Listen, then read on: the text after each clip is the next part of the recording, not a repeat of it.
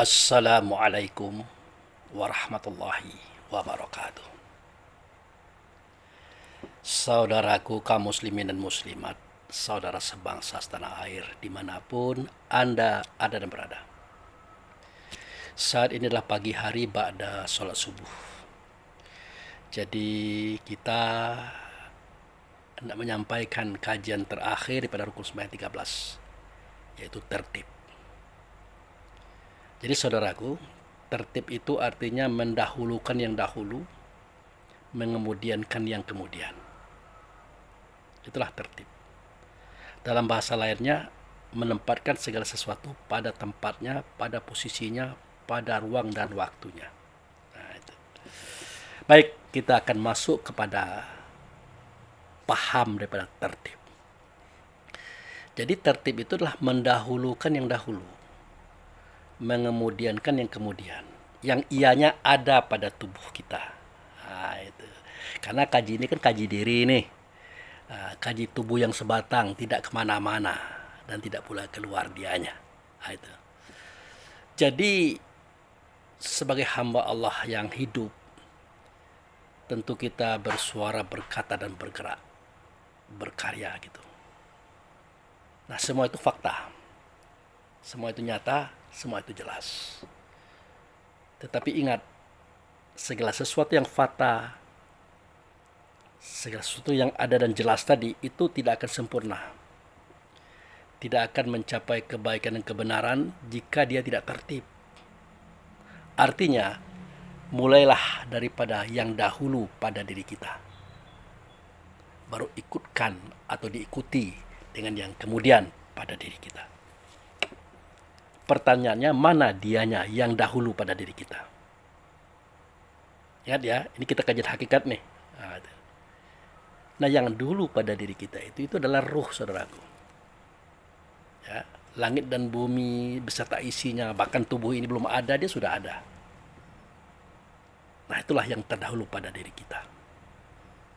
Yang kemudian, ya ini, batang tubuh kita ini. Jadi apapun persoalannya, mau bersuara, mau berkata, mau berbuat, bertindak, dahulukanlah yang dahulu. Kemudian kan yang kemudian. Jangan dibalik. Nah, bagaimana prakteknya Pak Abu? Baik, nah, kita pengen bersuara, pengen berkata, pengen berbuat di masyarakat kita. Baik di dalam keluarga, tetangga, kaum kerabat, ataupun masyarakat secara umum. Oke, silakan. Tapi tetaplah kita dahulukan yang dahulu, yaitu roh kita. Bagaimana pahamnya Pak Abu Fikri? Nah, itu dia. Jadi setiap perbuatan atau amaliyah itu dahulukan dengan niat. An-niyatu fi qalbi, niat itu di dalam hati. Sebenarnya bukan niat, tapi yang berniat itu dalam hati. Bagaimana wujud niat itu? Apa bentuk kesempurnaan niat itu? Nah, itu dia. Setiap suara, kata dan perbuatan kita mulai daripada akal. Jadi apa yang mau kita suarakan? Apa yang mau kita katakan? Apa yang mau kita perbuat? Atas rangsangan yang muncul daripada luar diri kita, ataupun rangsangan yang muncul daripada diri kita. Nah, diakali dulu. Artinya ditampung dulu dengan akal. Kemudian dicari solusinya dengan fikir. Kemudian ditimbang ianya dengan hayal. Berapa persen manfaat, berapa persen mudarat. Kemudian kita rangkum dengan paham. Baru kita eksekusi ianya dengan ilmu atau alimun. Nah, inilah yang dimaksud oleh Allah dan Rasul. Barang siapa yang beramal atau berbuat tidak berdasarkan ilmu, maka amalannya itu tertolak atau ditolak oleh Allah dan Rasul. Pengertian berdasarkan ilmu itu adalah proses tadi, saudaraku. akal, fikir, hayal, paham, dan ilmu. Supaya apa? Supaya dia tertata, rapi, terarah, seperti yang kita harapkan. Kalau dapat benar, positif, sukses, kita bersyukur. Kalau terdapat kesalahan, kerugian, bahkan kehancuran, kita tidak perlu menyesal. Karena semua perbuatan yang sudah kita lakukan tadi berdasarkan akal, fikir, hayal, paham, dan ilmu. Kita kembalikan kepada takdir Tuhan. Itu yang dimaksud dengan mendahulukan yang dahulu. Nah, apa bisa diberikan contoh Pak Abu Fikri? Oke, kita berikan contoh. Misalnya begini. Kita sedang mengalami kesulitan hidup. Kekurangan uang, sedangkan ada kebutuhan yang mendesak. Apa yang kita lakukan? Yang kita lakukan adalah temui Allah dan Rasul. Yang nyata ianya pada Basyara atau ayahanda Adam. Beliau ada di surga. Nah, momentum menemui beliau itu dengan rasa. Hubungkan rasa kita dengan rasanya beliau, terasa adanya dia bersama kita, sudah cukup. Itu dikatakan allazina yazununa annahum mulaqu rabbihim wa annahum ilaihi rajiun. Orang-orang yang punya prediksi, punya persangka terhadap suatu perbuatan, wabil khusus tentang pertemuan dengan ayahanda Adam di dalam surga atau dalam kedamaian batin kita. Kalau terasa, itu sudah bertemu Tuhan namanya. Bahkan pada waktu itu dia sudah kembali kepada Tuhannya. Nah, sampaikanlah kepada dia apa persoalan kita. Sampaikan, aku butuh uang wahai ayahanda untuk membayar uang kuliah anakku. Itu sudah cukup, tapi tiba-tiba ada kejadian yang mendadak yang harus aku bayar, sedangkan uang aku tidak ada. Itu dulu. Nanti dia akan jawab, tenang wahai anakku. Aku adalah ayahmu, wujud serta Allah dan Rasul. Aku berada dalam surga. Satu butir batu surga saja aku lemparkan kepadamu, maka semua urusanmu akan selesai. Bahkan kamu bisa kaya raya. Camkan itu saudaraku. Tanamkan di batin kita, di pikiran kita, di perasaan kita. Itu akan mempermudah hidup ke depannya itu. Nah, sudah kita merasakan ada suara kata batin yang seperti itu, kita tenang. Kita tunggu gerak batin ini, mengarahnya kemana? Apakah tujuannya mengarah kepada menjual barang? Apakah tujuannya disuruh kita pinjam kepada seseorang?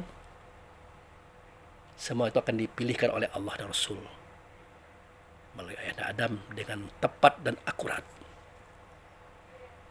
Tapi tidak menutup kemungkinan berdasarkan pengalaman yang pernah saya lakukan. Uang itu datang, saudaraku. Dari orang tidak kita sangka-sangka dan dari tempat yang tidak kita sangka-sangka, uang itu datang. Jadi pernah terjadi sewaktu saya mau belikan motor istri, harganya 13 juta. Sedangkan uang dikumpulkan selama bulan Ramadan itu cuma 9 juta. Sempat saya tanya sama istri saya, kamu ada pegang uang enggak? Saya mau minjem. Tapi belum sempat saya nyatakan itu, ting, bunyi HP. Tahu-tahu ada seseorang yang mengirimkan uang kepada saya. Berapa jumlahnya? 5 juta. Langsung saya katakan kepada istri, enggak jadi aku pinjam. Nah, bahasa ini saya sampaikan bukan untuk pamer, tetapi saya menceritakan apa yang saya alami. Tapi prosesnya tetap seperti itu. Seketika kita memiliki uang 9 juta, kita pengen beli motor, harganya 13 juta, berarti kan 4 juta lagi. Motornya motor second memang, bukan motor baru. Ya, logikanya begitu. Kita tanya istri dulu, ada dia nyimpan uang. Tapi belum sempat kita menanya beliau, maka HP kita berbunyi. Lalu siapa yang menggerakkan hati beliau yang mengirimkan uang 5 juta kepada saya? Tuh. Yang kedua, apa alasannya memberikan uang kepada saya? Saya kan tidak bekerja dengan dia. Tetapi dia kenal saya. Dari mana? Dari suara-suara saya, kata-kata saya di video-video ini. Makanya kalau ada saudara kita, Pak Abu Fikri, mohon dikirimkan nomor kontaknya. Ya saya kirim. Itu adalah salah satu bentuk usaha saya. Siapa tahu Allah akan mengirimkan sesuatu kepada saya melalui beliau. Tentu ada kontaknya dulu. Jangan tidak dibikin. Nah, ini saya ceritakan saudaraku. Menjelaskan apa yang saya katakan, itu yang saya rasakan. Itu pengalaman saya loh. Dan itu akan terjadi kepada kita semua. Tidak hanya kepada saya saja, tapi akan terjadi kepada kita semua. Nah, berbeda dengan kita yang tidak tahu atau yang lupa. Seketika terdesak, kita harus ingat seseorang.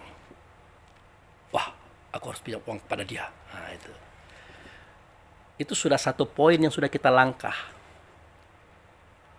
Siapa itu? Allah dan Rasul yang nyata pada Ayahanda Adam, yang beliaunya ada di surga. Itu sudah kita langkahi. Makanya kadang-kadang kita kecewa. Pas kita pinjam uang sama dia, waduh, tadinya ada uang, tapi ini ada untuk kepentingan. Jadi minta maaf. Akhirnya tidak dapat. Pindah lagi. Akhirnya dapat. Tapi dalam situasi kondisi yang agak menghinakan diri. Karena kalau tangan di bawah itu kan agak sakit. Kecuali kalau kita diberi. Makanya saya katakan dalam hidup ini, pertama, kalau bisa, jangan meminta. Kalau bisa. Yang kedua, jangan meminjam. Yang ketiga, kalau diberikan orang, jangan ditolak. Karena itulah pemberian Allah dan Rasul melalui mereka yang memberikan tadi. Itu prinsip yang harus dipegang. Kalau kita suka meminta, suka meminjam, itu kadang-kala menurunkan harkat kita di depan saudara kita sendiri. Ya, kalau saudara kita tadi dalam kondisi aman, nyaman, tenang, dan tentram pemikirannya. Kalau dia sedang kusut, justru keadaan kita itu akan mengganggu ketenangannya dia. Maka satu hal yang aman adalah terjadi sesuatu, lari kepada Allah. Berjalan menuju Rasul oleh Ayahanda Adam di surga. Caranya hubungkan rasa batin kita dengan dia.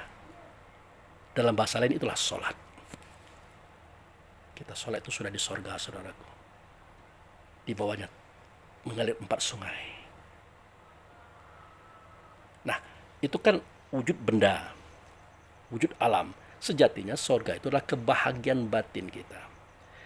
Ketentraman, ketenangan, santai. Karena Allah sudah mempersiapkan segala sesuatunya. Tapi dengan catatan, apa yang terjadi ini adalah memang kodrat, bukan efek daripada kelalaian kita, efek daripada keborosan kita atau kebodohan kita, bukan. Nah, makanya kita ini kalau bisa hidup itu jangan terlalu banyak kehendak lah. Jangan terlalu banyak mau.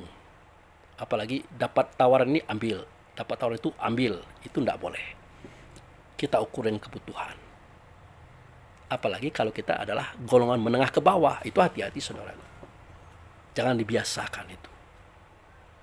Kalau kita tidak punya hutang, uang 1.000 rupiah itu sangat enak rasanya itu. Tapi kalau kita punya hutang, punya beban, uang 1 juta itu terasa tidak enak. Seakan-akan uang itu bukan untuk kita, hanya untuk orang. Walaupun kita tahu uang orang sudah kita pakai duluan.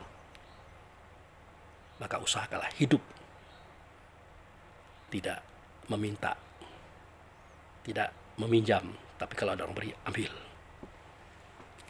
Begitu saudaraku.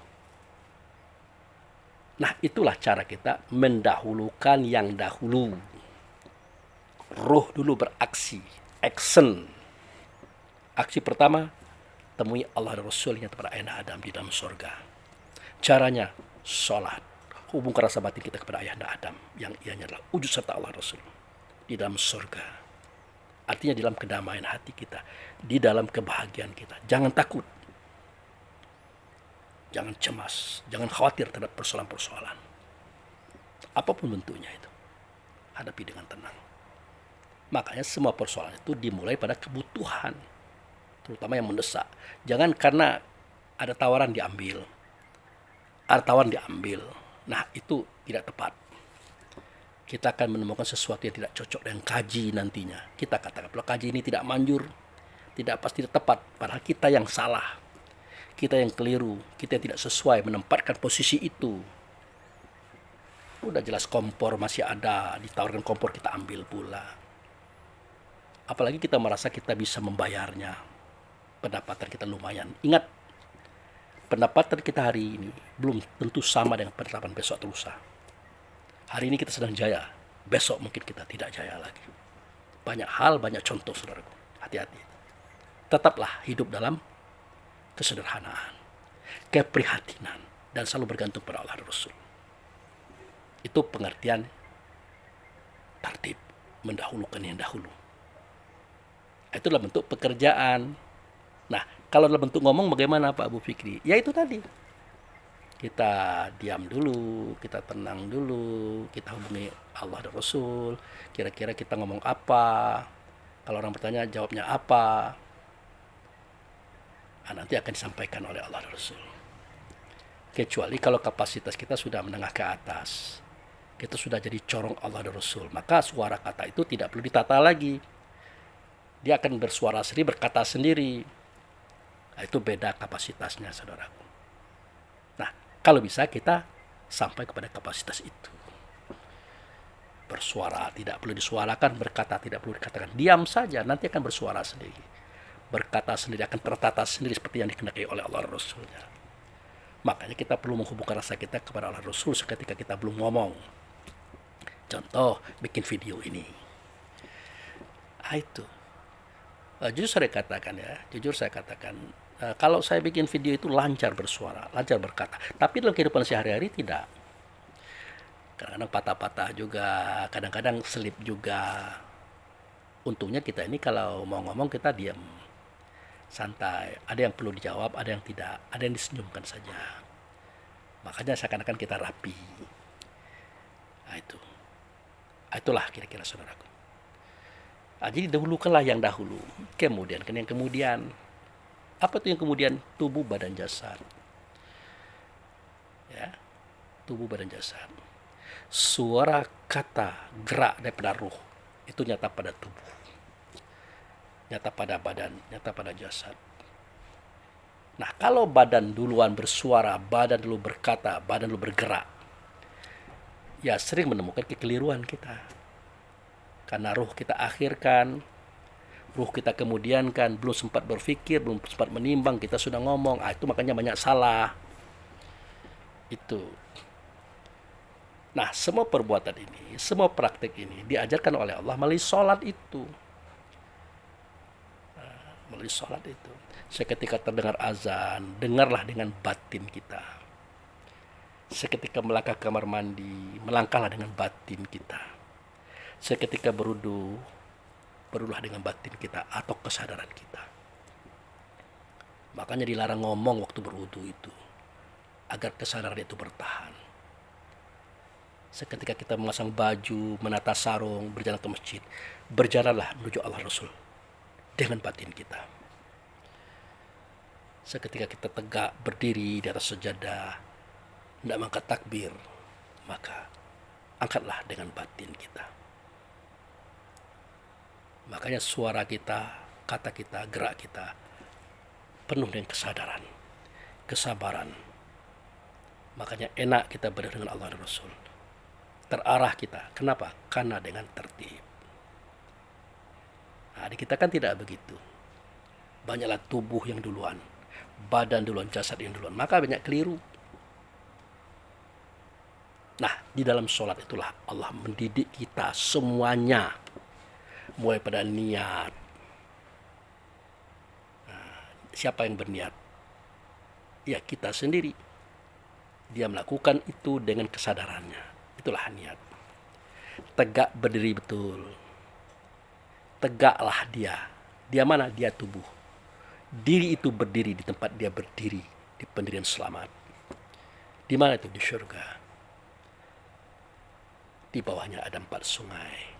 Di hadapan Allah dan Rasul nyata perayaan Adam. Itu di surga, saudaraku. Makanya wa naza'na ma fi sudurihim min ghillin tajri min tahtil anhar. Di tempat yang mengalir air di bawahnya, di situ ku cabut penyakit hati dalam dada mereka. Itu kejadian dalam sholat, saudaraku. Itulah obat, itulah syafaat, itulah pertolongan. Itu. Nah, itulah disebut dengan tegak berdiri betul. Sudah, barulah kita angkat takbiratul ikram. Allah yang kita sebut, jatuhlah dia pada kabaro. Maka jadilah dia akbar. Allah gaib, kabaro gaib, akbar gaib. Dia nyata pada sosok basyaro. Disitulah ayahanda Adam nyata pada kita. Ayahanda Adam itulah tujuan. Ayahanda Adam itulah hadapan. Dan ini sudah dicontohkan oleh Allah Rasul kepada kita semua melalui proses kejadian malaikat. Malaikat itu tegak, ruku, itidal, sujud, duduk di hadapan Allah dan Rasul. Yang nyata pada ayahanda Adam. Itu di dalam surga, saudaraku. Allahu Akbar awalnya, Assalamualaikum akhirnya. Semua itu ditangkap oleh Nabi Muhammad waktu Isra wal Mi'raj. Diajarkan kepada kita sampai sekarang itu yang kita amalkan. Itu yang kita pahami. Sudah itu membaca Fatihah. Dia 7 ayat. Mulai pada Bismillahirrahmanirrahim. Dengan nama Allah. Yang pengasih dia, yang penyayang dia. Siapa yang dengan nama Allah? Alhamdulillahi. Alif lam nama Allah, hamdu nama beliau. Dia itu bagian daripada Allah. Ada di kita? Ada. Hamdu kita itu ada. Hamdu di kita itu ada bersama ruh. Ruh bersama hamdu, hamdu bersama ruh. Itulah sifat kita. Sidik, amanah, tabligh, fatonah. Itu sifat ayahanda kita. Turun kepada kita. Nah, selama kita bersifat dengan sifat sidik, artinya benar. Amanah dapat dipercaya. Tabligh menyampaikan kebenaran. Fatonah cerdik lebih bijaksana. Artinya, kita sudah dengan nama Allah. Atau dengan nama Tuhan. Tentu kita akan pengasih, tentu kita akan penyayang. Tidak akan berbuat kerusakan, saudara. Suara kita, kata kita, perbuatan kita kepada siapapun. Itu Islam. Itu baru 1 ayat. Ayatnya kan 7, panjang lagi. Itu. Sudah itu apa? Kita ruku. Ruku itu menyatakan ketundukan kita di hadapan Allah dan Rasul. Yang nyata pada ayahanda Adam. Di momen itulah Allah mensucikan kita, membesarkan batin kita, memuji kita di alam semesta ini, saudaraku. Di momen ruku itulah. Kenapa? Karena pada waktu kita ruku, kita kan ngomong Subhanaka Rabbil Azimi wa bihamdi. Sucilah Engkau ya Allah, besarlah Engkau ya Allah, terpujilah Engkau ya Allah. Kata kita. Allah balik bertanya melalui Rasul. Ayahanda Adam. Apa katanya? Hei Abu Fikri, siapakah yang kau sucikan itu? Siapa yang kau besarkan itu? Dan siapa yang kau pujikan itu? Ya karena kita awam, karena kita tidak ngerti, ya kita ngomong, ya Engkau ya Allah. Engkaulah yang aku sucikan. Engkaulah yang aku besarkan dan Engkaulah yang aku pujikan. Ya Allah akan tertawa, Rasul akan tersenyum kalau Adam ya malu-malu lihat perangai kita itu. Apa kata Allah? Oh enggak begitu. Sewaktu engkau ruku itu, di waktu itulah aku mensucikan kamu. Aku membersihkan kamu. Wa naza'na ma fi sudurihim min ghillin tajri min tahtil anhar. Itu saudaraku, itu kejadian waktu kita sedang ruku. Dan waktu kita sedang sujud. Dicabut di dalam dada. Otomatis dibesarkan mental dan spiritual kita. Sekaligus dipujikan kita oleh Allah dan Rasul. Sehingga tidak satupun makhluk Tuhan yang tidak kenal siapa kita. Nah untuk apa minta puji kepada orang? Tidak ada gunanya itu. Tidak akan mendapatkan manfaat. Karena kita sudah didahului oleh Allah. Ingat. Jangan sampai Allah angkat tangan. Kenapa Allah angkat tangan? Karena kita turun tangan. Nah kalau kita tidak turun tangan, maka Allah yang angkat tangan. Kalau kita angkat tangan, Allah turun tangan. Artinya tidak usah kita cari pujian. Artinya tidak usah kita turun tangan. Itu artinya tidak usah kita cari pujian. Biarkan Allah yang turun tangan. Dia akan memuji kita. Nah, itulah sebenarnya kenapa ada iri dengki. Iri dengki itu, saudaraku, itu bukan karena kebencian mereka. Karena mereka ingin seperti kita, tapi tidak bisa. Apalagi kalau kita kapasitas ekonominya rendah, katakanlah menengah ke bawah, sementara posisi kita di masyarakat itu tinggi. Wah, itu banyak musuhnya. Banyak yang iri dengki itu. Tetapi kalau kita kapasitas ekonominya tinggi, katakanlah kita orang kaya, waduh, buang angin saja kita orang seperti senang melihat kita. Buang angin loh. Hehehe, ketawa dia. Senang dia. Tapi kalau kita menengah ke bawah ekonominya, kita berbuat baik saja salah. Kita berbuat benar aja tidak bagus. Bukan karena mereka itu benci sejatinya ya, tetapi dia itu kagum kepada kita. Tapi kekaguman itu tersembunyi. Nah gitu. Nah, ini saya sampaikan supaya kita mengerti. Orang iri sama kita ya silakan saja lah, tidak apa-apa. Itu kan haknya dia. Tapi kalau dia sudah terpelajar, dia tidak akan begitu. Apa pula nih yang datang nih? Dia mau masuk rekaman. Nah itu. Udah. Nah, minggir dulu. Ini Pak Abu lagi memberikan tausiah untuk bangsa. Ya, nah, udah. Ini intermezzo saudaraku. Ya, udah. Turun.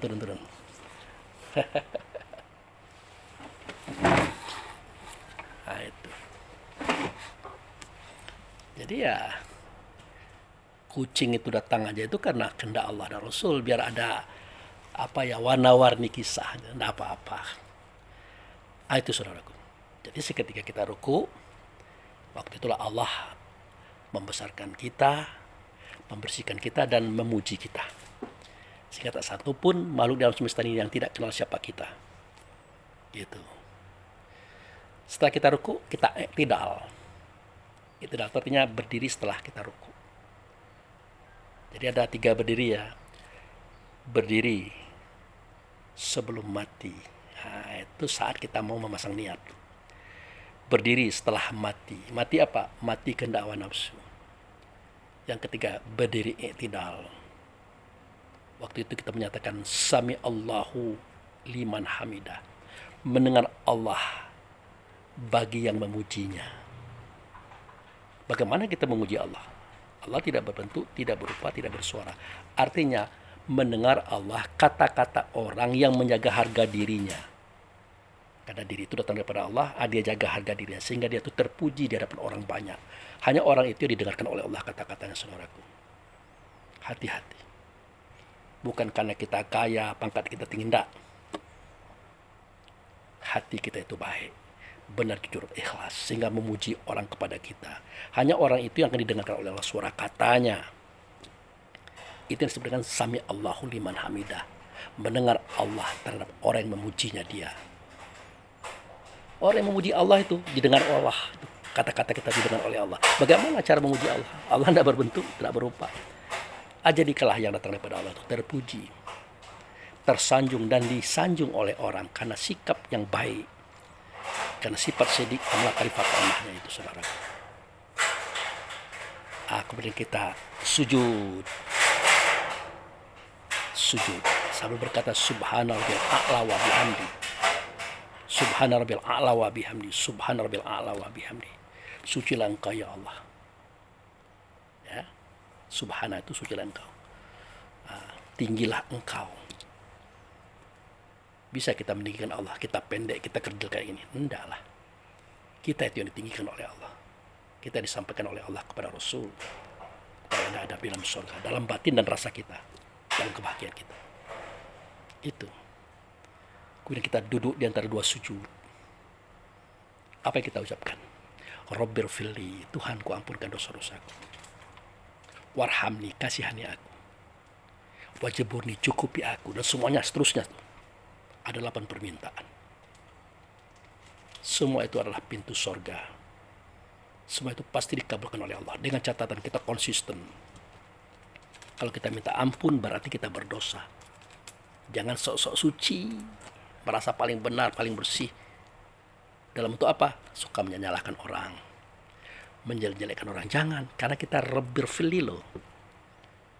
Nah, itu. Artinya, jangan begitu. Ini kucing tadi udah naik lagi nih. Kemudian warhamni. Warhamni itu artinya ya kasihi aku, sayangnya aku, cintai aku. Nah, itu. Nah, jadi ya Allah akan mengasihi kita, akan menyayangi kita kalau kita mencintai, mengasihi dan menyayangi yang ada di atas bumi, yang ada di bawah langit, termasuk hewan ini juga. Kalau tidak dikasih, tidak disayangi, tidak mau dia kayak gini nih, kayak gigit-gigit, mana dia mau gigit kita, tidak ada. Dia bermain sama kita itu. Kemudian wajiburni itu artinya cukupkanlah aku. Bagaimana cara mencukupkan kita? Ya dengan cara kita merasa cukup dengan apa yang ada. Kita kaya raya, kita alhamdulillah. Kita sederhana, alhamdulillah. Kita miskin pun dalam bentuk harta ya, alhamdulillah. Semuanya kita terima dengan ikhlas apa adanya. Nah, kalau kita sudah merasa cukup, tentu kita akan cukup, saudaraku. Ada orang itu tidak merasa cukup. Walaupun dia kaya raya, dia akan sengsara, dia akan susah, dia akan miskin. Bahkan akan bersikap seperti orang miskin, tidak mau memberi, takut hartanya hilang. Bahkan lebih parah lagi, dia mengambil punya orang pula. Bahaya. Kemudian warfa'ni, angkat derajatku. Allah udah bilang akan kau angkat derajat orang yang beriman dan berilmu. Beriman itu arti berkeyakinan. Untuk meyakini sesuatu yang tidak kelihatan, tidak terdengar, itu tidak mudah. Harus ada usaha. Harus ada kajiannya, harus ada tidak bisa kita dapat-dapat aja. Berilmu juga artinya memanfaatkan roh itu. Karena roh itu alimun. Kita itu bukan mencari ilmu loh. Nah, kalau ilmu itu sudah, pengetahuan tentang ilmu itu yang belum. Itu sebenarnya. Pengetahuan tentang ilmu itu. Nah, jadi makanya saya katakan, iman itu cermin bagi Allah. Wajib pada Muhammad, cahaya pada kita. Kita itu cahaya. Pertanyaannya, apa saja sudah kita lihat dengan cahaya itu? Artinya kita wajib banyak melihat, banyak mendengar, banyak merasakan, banyak pengalaman. Karena kita adalah cahaya. Itu saudaraku. Nah, bukan saya itu memaksakan kita, tidak. Tapi renungkanlah. Seperti saya hari ini, kalau tidak ada cahaya lampu listrik, tidak bisa melihat apa-apa. Tapi dengan ada cahaya listrik, saya bisa melihat ini dan itu. Yang jadi masalah, saya itu sendiri cahaya. Lalu apa saya sudah lihat? Artinya apa saja yang sudah saya ketahui, yang sudah saya pahami dalam hidup saya itu. Makanya jangan sampai cahaya kita itu redup, tunjukkanlah bahwa kita adalah cahaya. Nah, ini enggak, kita kalau bukan kaji kita enggak mau belajar kita. Itu pun juga enggak kita pelajari. Bingung kita. Apalagi ya maaf ya, guru besar kita juga susah ditemui, susah didatangi, semuanya pakai prosedur. Ya kalau Nabi Muhammad enggak kayak gitu. Mau bertemu di pasar, di masjid, di rumah, enggak ada masalah. Dia lagi tidur kita tunggu, dia siap menerima kita juga. Nah, begitu. Ya kalau seorang guru susah ditemui, sudah susah didatangi, susah didapatkan, lalu terjadi apa nanti? Miskomunikasi antara sesama murid tentang paham kaji. Pahamnya aja miskomunikasi, apalagi amaliyahnya. Nah, ini yang perlu kita renungkan, yang perlu kita pertimbangkan. Itu saudaraku. Nah, itu ya, warfani. Sudah itu warzukni, perilaku rezeki. Nah, rezeki di sini jangan diartikan uang. Kenapa saya demikian itu? Ya Raja Salman itu, Raja Arab Saudi itu kan sudah raja. Uang banyak, harta banyak, deposito banyak. Tapi tetap dia berkata, warzukni, berilah aku rezeki. Apa maknanya Pak Bu? Ya berilah aku kebahagiaan. Karena kebahagiaan itulah rezeki yang terbesar. Itulah sorga bagi semua kita, saudara. Itulah sorga. Jangan nanti HP-nya roboh, tidak jadi Pak Abu berceramah. Jangan. Nah, nanti HP-nya roboh. Nah, ini ya selama ini saya bikin video hanya di rukus yang bagian terakhir nih, kucing nih naik meja nih. Padahal biasanya tidak pernah dia. Ada dia di dekat sofa itu, tidak pernah dia naik. Tapi ya, kali ini dia naik. Kayaknya dia memang menjadi intermezzo terakhir bagi kajian rukus yang 13 yang kita sampaikan pada bagian ke-13 itu tertib. Nah itu, jangan gigit. Tidak boleh, nanti kasih makan nanti. Tidak boleh. Nah, warzuqni. Kemudian wahdini. Nah, wahdini itu artinya tunjukilah aku. Kalau di Al-Fatihah ihdinas siratal mustaqim. Itu. Wah, udah ini udah merepotkan, diturunkan lagi nih. Nah, wahdini itu artinya tunjukilah aku. Kita mohon kepada Allah dan Rasul yang nyata pada Adam. Lalu bagaimana cara dia menunjukkan kita? Dia akan tunjukkan kita melalui orang dekat kita, melalui istri, anak, kaum kerabat, teman. Nah, di kita enggak. Kita kalau dinasihati istri marah, dinasihati anak tersinggung, dinasihati teman kita agak enggak enakan, bahkan sering musuhan. Enggak paham kita berarti. Pengen kita apa? Allah datang ke rumah kita, nasihati kita, enggak ada itu. Enggak ada. Karena Allah itu enggak bisa dijangkau oleh kita. Jangan ke Allah Rasul saya enggak bisa. Ayahanda Adam saja walaupun dia fakta, kita belum pernah bertemu dengan dia dalam bentuk wujud nyatanya dia. Tapi kalau wujud-wujud yang lain ya sering. Dia datang ke rumah kita, dia bertemu kita di jalan. Tapi wujud-wujud yang lain. Kita lagi rusak motor misalnya, ada orang berhenti. Kita lagi kesusahan, dia datang. Sering. Walaupun itu mungkin ada utusannya juga. Dan tidak untuk kemungkinan dia sendiri. Asal kita paham. Nah itu. Ya. Jadi kalau kita dinasihati oleh Allah dan Rasul melalui saudara kita, kaum kerabat kita, keluarga kita, jangan menolak saudaraku. Itulah ihdinas siratal mustaqim. Nah yang lebih rawan lagi, ketika kita menolak petunjuk Allah Rasul melalui orang yang ada di sekitar kita, itu kita sudah membatalkan ihdinas siratal mustaqim.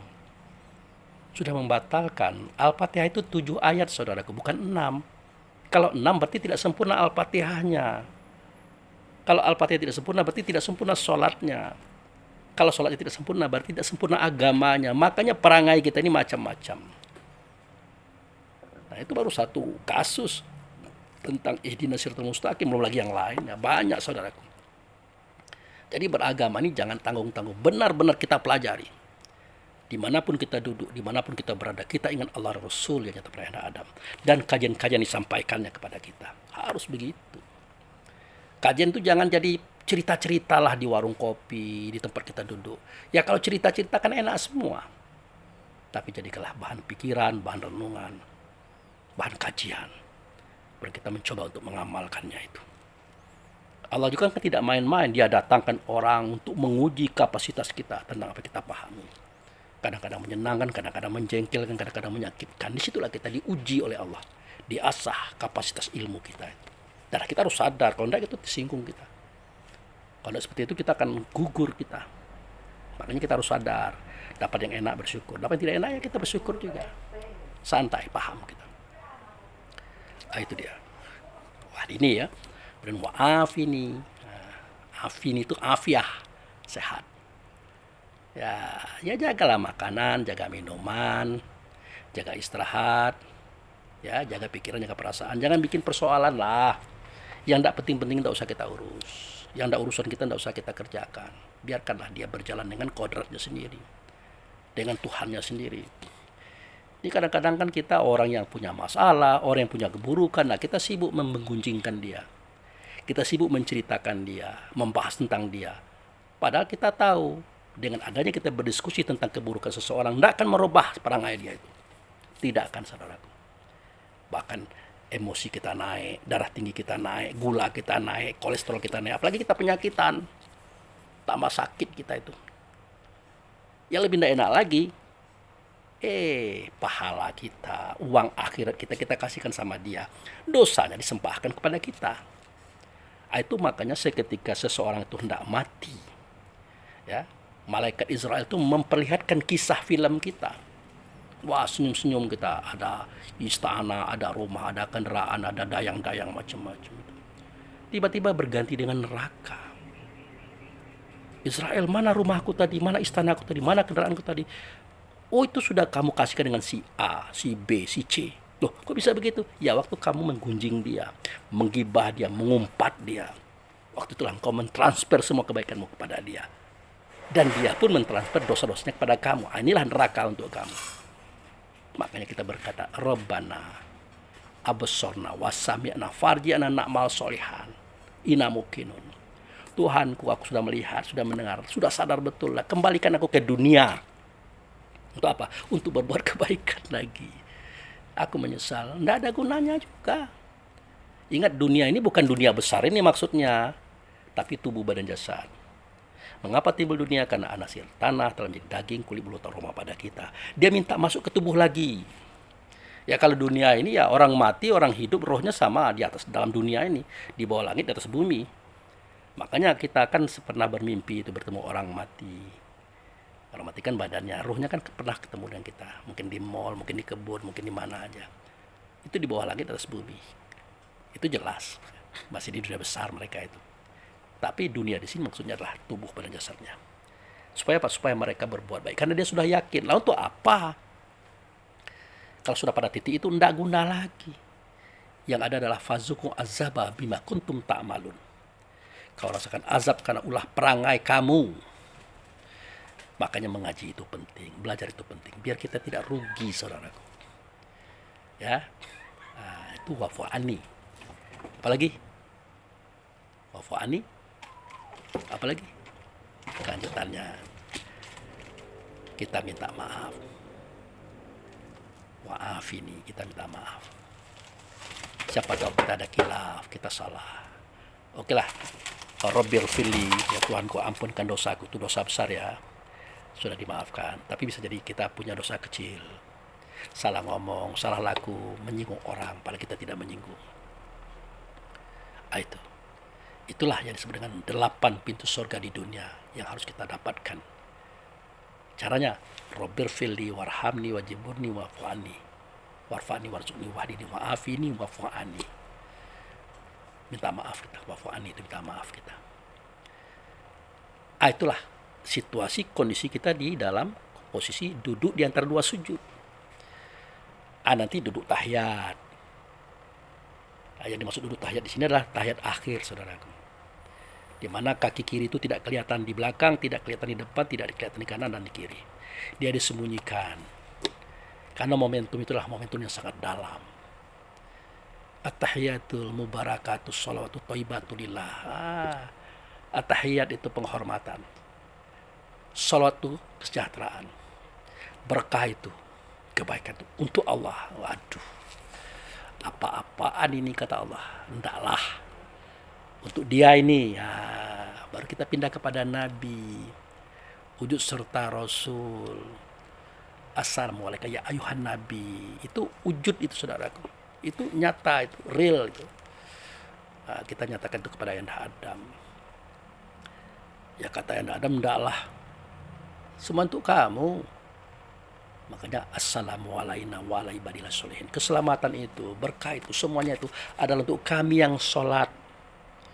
Hamba soleh itu adalah hamba yang sholat. Sholat yang bagaimana? Sholat yang diajarkan oleh Rasul seperti yang pernah kita ceritakan itu. Itu.